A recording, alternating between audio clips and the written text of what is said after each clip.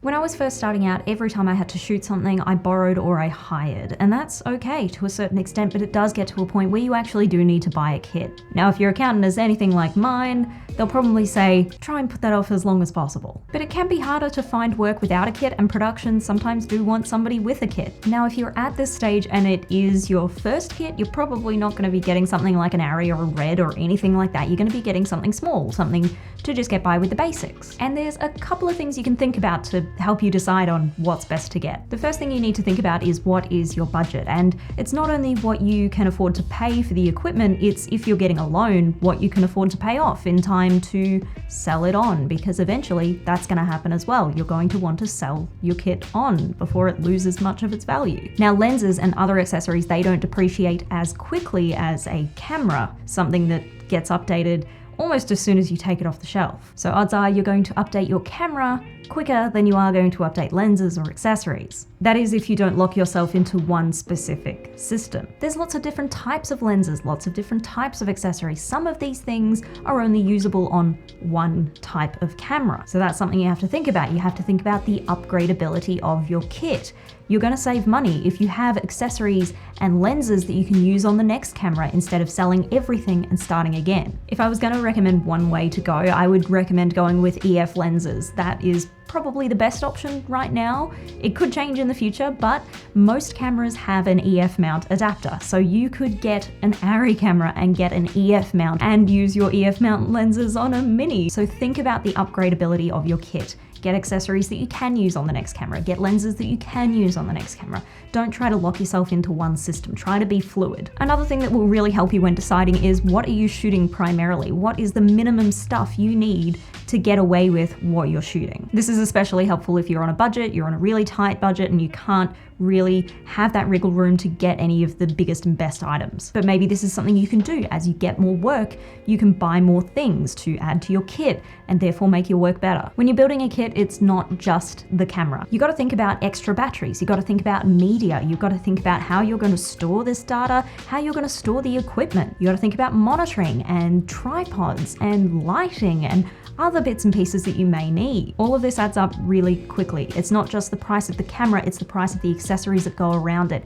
Even with something like an ARRI Mini, there are so many accessories that you need to make the ARRI Mini work. The Mini is just a brain. It's the same with RED. The RED is just a brain. You need all of those accessories to make it work. The Blackmagic Pocket Cinema camera, you need all of those accessories to make it work. Now, an incredibly optimistic person may say that you can get away with just shooting with one camera and no accessories and just have, one battery and one card and that's about it. I'm not necessarily that optimistic about that. I can almost guarantee you that if you rocked up on a job and your client saw that you were shooting on a DSLR with zero accessories, you just had the camera, a tripod, a microphone, and a card and a battery, they would think less of you. I know this is so superficial and it's very shallow, but it's kind of true. There's been moments in rentals where we've had people come in and hire a matte box to put on their setup just to impress the client.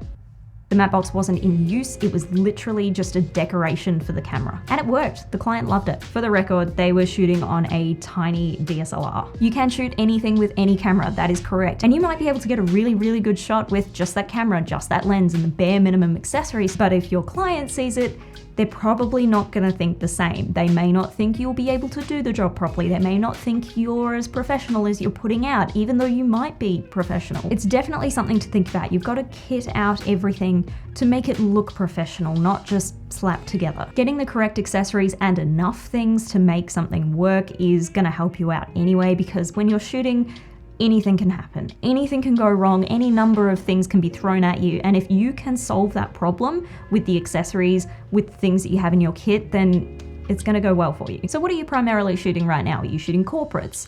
Are you shooting music videos, promos, shorts, features, TVCs?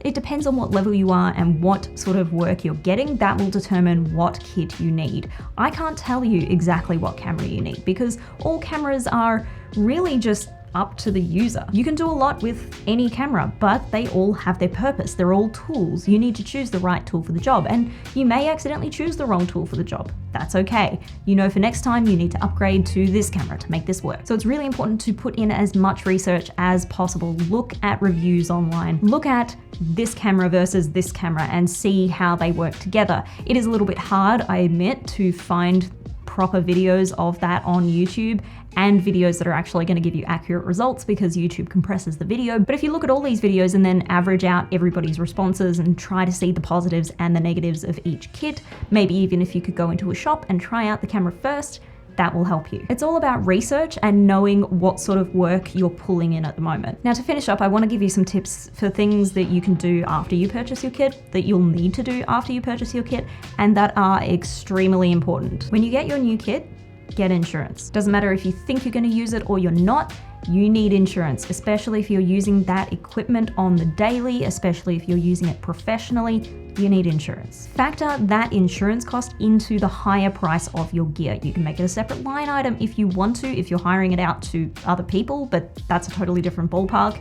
If you're hiring yourself out and you're bringing the kit along, make sure you charge for your gear. To help with working out the price, what I do is I go around to different rental places. I have a look online to see what the higher price is of a similar kit, and then I take that figure and kind of mold it into my own, making sure I take into note all of the accessories, all of the bits of kit that I have, plus the insurance costs and the upkeep and everything like that. It all needs to be included in one because you got to pay for it somehow. Treat the cost of your gear that you charge the client as money that isn't yours. You've got to treat it like you're paying off that item. So if you've got a bank loan for your kit and you've charged a certain amount to a client, take that money and put it straight into that account. Make sure you're paying it off as you go. Don't just go, great, I've got a little bit of extra money. Make sure you put a portion or the whole thing into paying off that loan. A very, very important one, make sure you've written down absolutely every piece of kit you've got. You've written down all of the accessories, you've grouped it, you've put it all nicely in a spreadsheet. You've got the cost of that item, what you paid for that item, make sure you keep all the receipts, and put down serial numbers. This will definitely help you, especially if you get robbed. And make sure you store your kit safely. Make sure you use